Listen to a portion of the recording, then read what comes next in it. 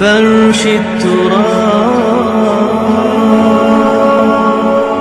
يضمني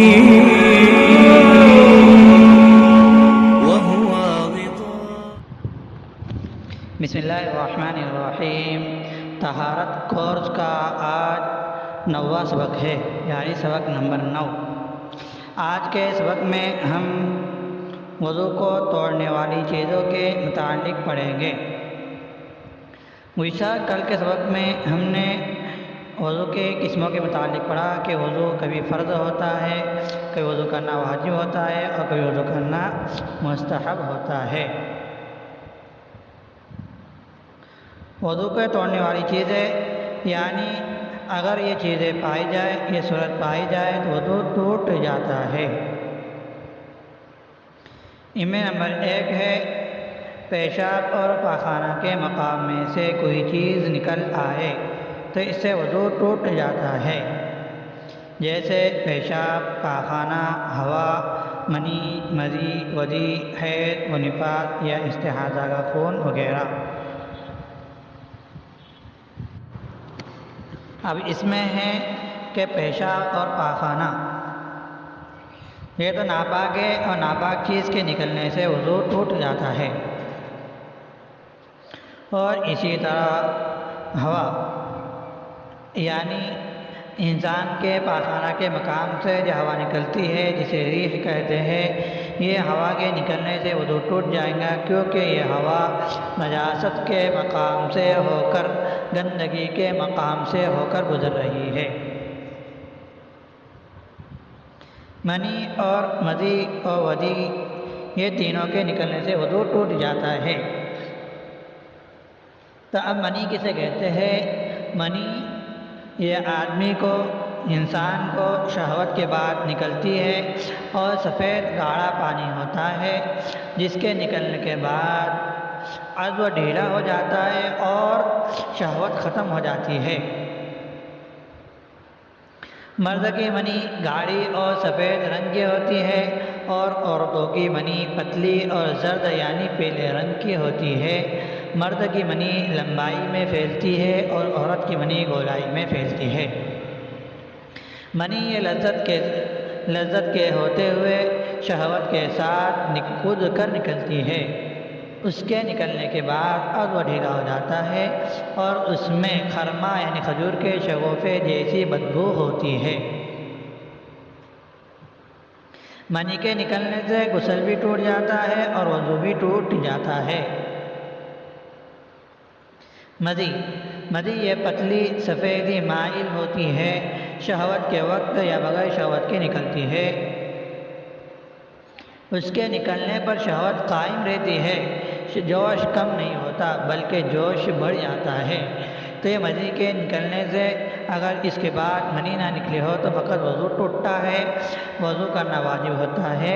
غسل کرنا فرض نہیں ہوتا. اور ودی یہ سفید گدلے رنگ کی ہوتی ہے جو پیشاب کے بعد یا اس سے پہلے، کبھی جماع کے غسل کے بعد یا اس سے پہلے بغیر شہوت کے نکلتی ہے، اور یہ کمزوری اور بیماری کی علامت ہے. اس کے نکلنے کے بعد وضو کرنا فرض ہوتا ہے. اس سے فقط مذی اور ودی سے فقط وضو ٹوٹتا ہے، غسل نہیں ٹوٹتا. حیض یعنی عورت کے ماہواری کا خون، کہ عورت کو جب اس کی ماہواری کا خون آ جائے، پیریڈ کا خون آ جائے تو اس سے اس کا وضو اور غسل ٹوٹ جائے گا. اور اسی طرح نفاس یعنی بچے کی ولادت کے بعد، پیدائش کے بعد جو خون کم سے کم کی کوئی حد نہیں ہے، زیادہ سے زیادہ 40 دن تک جو خون نکل آتا ہے اسے نفاس کہتے ہیں. تو اس سے بھی وضو ٹوٹ جاتا ہے. اور اسی طرح عورت کی شرمگاہ میں کوئی نقصی پھوٹ جائے جس کی بنا پر شرمگاہ سے خون بہتا ہے، جسے استحاضہ کہتے ہیں، تو استحاضہ کے نکلنے پر یعنی خون نکلنے پر وضو ٹوٹ جاتا ہے. اب یہ چیزیں طبعی ہے، یعنی انسان کو لاحق ہوتی ہے اور یہ ناجس اور گندی ہے، ان سے وضو ٹوٹ جاتا ہے.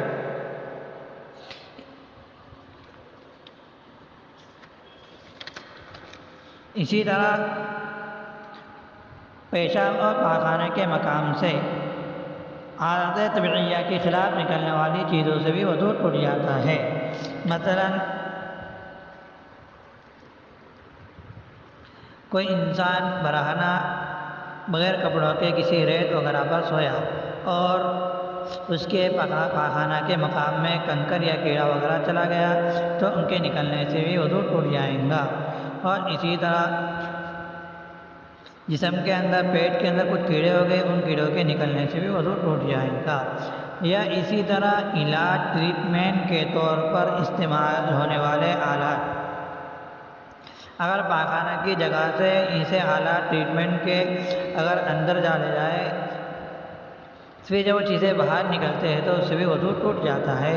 کیونکہ یہ آلات وغیرہ بھی نجاست کے مقام سے گزرتی ہے،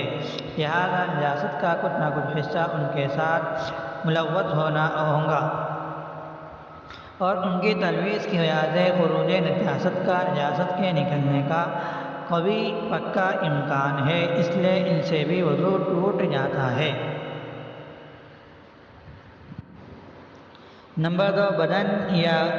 بدن سے خون یا پیپ نکلے اور بدن کے اس حصے کی طرف بہہ جائے جس کا دھونا غسل میں واجب ہوتا ہے،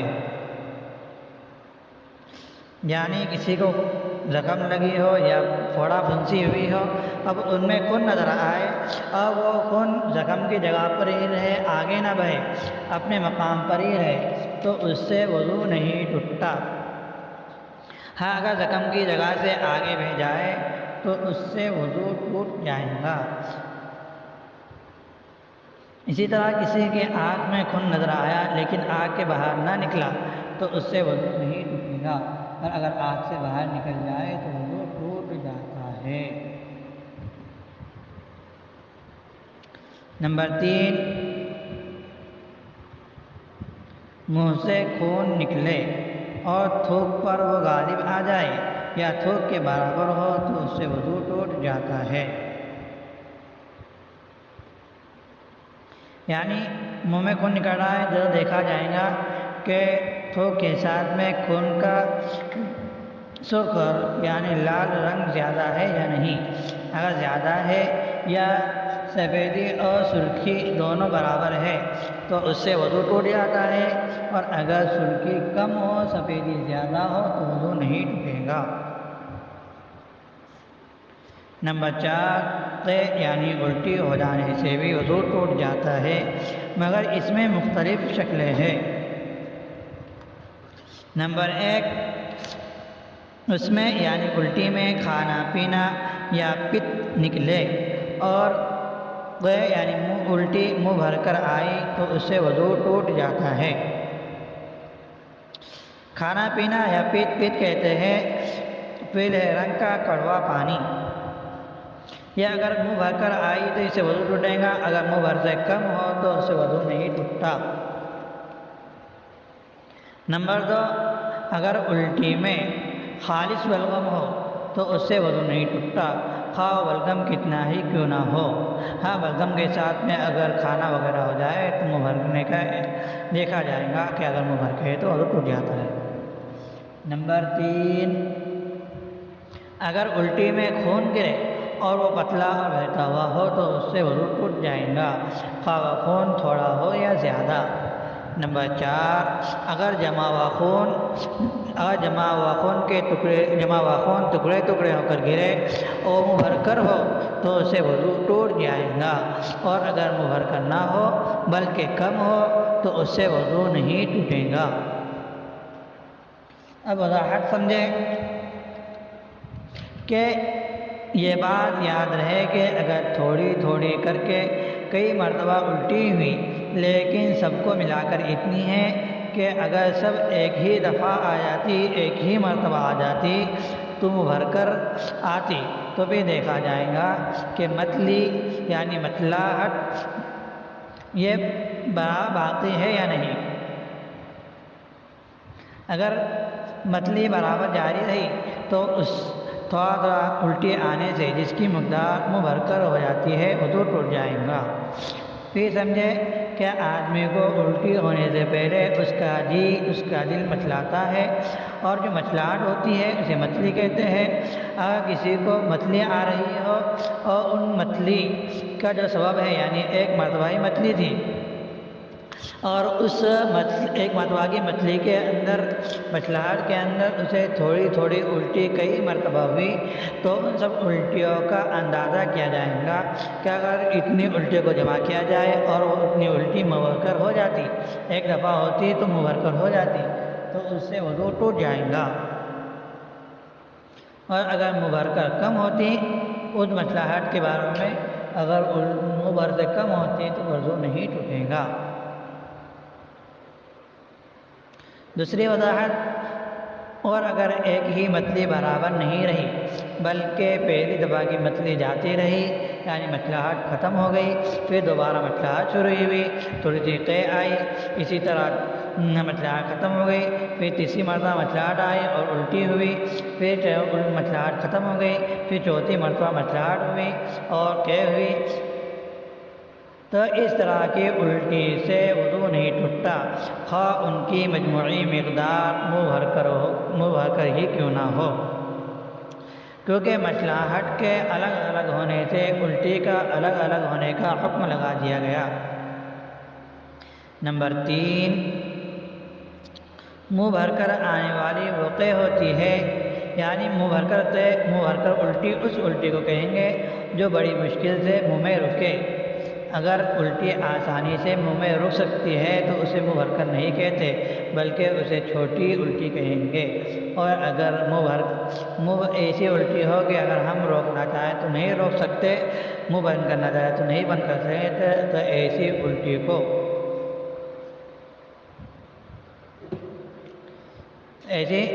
منہ بھر کر الٹی کہتے ہیں۔ اب یہ ہے کہ اگر الٹی تھوڑی ہو تو چونکہ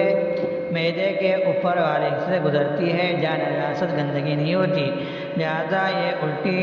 وضو توڑنے والی نہیں ہے۔ البتہ منہ بھر کر آنے والی الٹی یہ معدے کے نچلے حصے سے پیٹ کے نچلے حصے سے کھینچ کر آتی ہے، اور پیٹ جو کہ نجاست کی جگہ ہے، لہذا اس الٹی کے ساتھ نجاست کے آنے کا قوی امکان ہے، لہذا یہ الٹی وضو توڑ دینے والی قرار دی گئی ہے۔ نمبر 5، لیٹے لیٹے آنکھ لگ گئی یا کسی ایسی چیز سے سہارا اور ٹیک لگا کر سو جانا جس کے ہٹانے سے آدمی گر سکتا ہے، تو اس سے وضو ٹوٹ جاتا ہے۔ یعنی آدمی کوئی لیٹے لیٹے سو گیا، کروٹ کے بل ہو یا چت لیٹا ہو یا کھڑے ہو کر یا بیٹھے ایسی چیز سے سہارا اور ٹیک لگا کر سویا کہ جس کے ہٹانے سے، یعنی اس سہارے کے ہٹانے سے آدمی گر سکتا ہے، تو ایسی چیز سے وضو ٹوٹ جاتا ہے۔ تو وضو کے ٹوٹنے کی علامت یہ ہے کہ وجہ یہ ہے کہ عموماً انسانی بدن میں ہوا موجود ہوتی ہے جو باہر نکلنے کے لیے تولتی رہتی ہے، یعنی موقع دیکھتی ہے کب باہر نکلے، مگر اعضاء میں جسم میں تناؤ ہونے کی وجہ سے، کھنچاؤ ہونے کی وجہ سے کبھی نکل نہیں پاتی، مگر جو ہی انسان سو جاتا ہے تو اس کے اعضاء ڈھیلے پڑ جاتے ہیں، اور ریح کے نکلنے سے اعضاء کی جو رکاوٹ ہوتی ہے،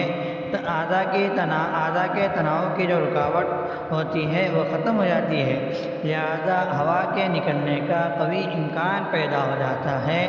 اب چونکہ نیند کی حالت میں بے خبر انسان کے لیے فیصلہ کرنا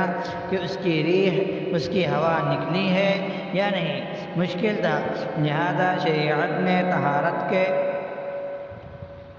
متلاشی حضرات کے لیے،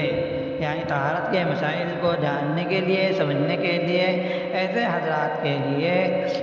ہوا کے نکلنے کے اس قوی نیند پر حکم صادر کر دیا کہ نیند وضو توڑ دینے والی ہے، ایسی پکی نیند وضو کو توڑ دینے والی ہے۔ نمبر 6، بے ہوش ہو جانے سے وضو ٹوٹ جاتا ہے۔ کیونکہ بے ہوشی میں نیند سے بڑھ کر اعضاء میں ڈھیل پیدا ہو جاتی ہے، جس کی وجہ سے ہوا کے نکلنے کا امکان اس سے نیند سے بھی زیادہ ہو جاتا ہے۔ نمبر 7، پاگل ہو جانا۔ اگر آدمی پاگل ہو جاتا ہے یا اسے پاگل پن کے دورے پڑ جاتے ہیں کہ کبھی وقت میں اچھا ہو جاتا ہے اور دھیرے وقت کے اندر پاگل ہو جاتا ہے، تو ایسی حالت میں بھی وضو ٹوٹ جاتا ہے۔ نمبر 8، نشہ آور چیز کھانے سے، یعنی کسی نے نشہ والی چیز کھا لی اور اس قدر کھایا کہ اس کو نشہ آ گیا، اور ایسا نشہ آ گیا کہ صحیح طریقے سے وہ چل نہیں سکتا، اسے چلا نہیں جا رہا ہے، بلکہ چلتا ہے تو قدم پیر ادھر ادھر ڈگمگاتے رہتے ہیں، تو اس سے بھی وضو ٹوٹ جاتا ہے۔ یعنی ایسی نشہ آنے والی چیز کھانا کہ اس سے اس قدر نشہ آ جانا کہ صحیح طریقے سے چلا نہیں جا رہا، بلکہ قدم ادھر ادھر ڈگمگاتا رہے، تو اس سے بھی وضو ٹوٹ جاتا ہے۔ نشہ اور جنون میں انسان نیند سے بھی کہیں زیادہ بے خبر ہو جاتا ہے، لہذا ان دو حالتوں میں ہوا کی صورت میں نجاست کے امکان کو ٹھکرایا نہیں جا سکتا، لہذا ان دو حالتوں میں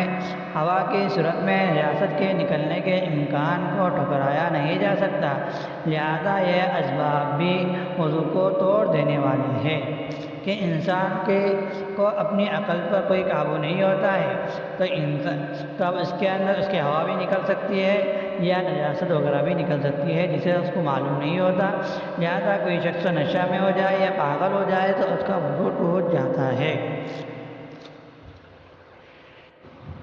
نمبر 9، رکوع اور سجدے والی نماز میں بالغ آدمی کا بیداری کی حالت میں قہقہا لگانا۔ پھر سمجھے، رکوع اور سجدے والی نماز میں بالغ آدمی کا بیداری کی حالت میں قہقہا لگانے سے وضو ٹوٹ جاتا ہے، لہذا نابالغ آدمی یعنی بچہ قہقہا لگائے تو اس سے اس کا وضو نہیں ٹوٹتا، اور اسی طرح بالغ آدمی نے قہقہا لگایا مگر وہ رکوع سجدے والی نماز نہیں تھی بلکہ نماز جنازہ تھی، تو اس سے بھی اس کا وضو نہیں ٹوٹتا۔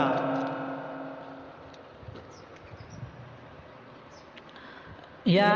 رکوع اور سجدے والی نماز ہے اور قہقہا لگانے والا آدمی بالغ ہے مگر نماز کے اندر وہ نیند کی حالت میں یعنی مسنون طریقے کے اوپر، یعنی رکوع اور سجدے کی مسنون حیت پر تھا، اور اس حالت میں اسے نیند لگ گئی جس سے اس کا وضو نہیں ٹوٹتا، تو ایسی نیند کی حالت میں اس نے قہقہا لگا دیا، یعنی وہ بیدار نہیں تھا، تب بھی اس کا وضو نہیں ٹوٹا۔